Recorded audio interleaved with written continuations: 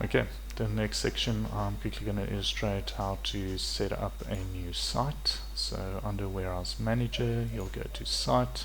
In the site you'll see I've got a clinical warehouse, a main warehouse and a test warehouse. Main warehouse will automatically be created at creation of the system. So what we're going to do is when you go lab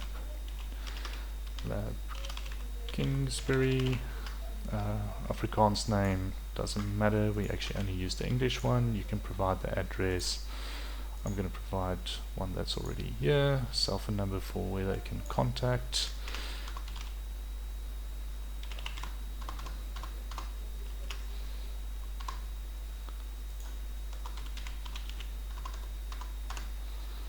Fax, contact person, and the rest of the information you need. The server site ID is actually just an external indicator which doesn't need to be used, it's used for reports.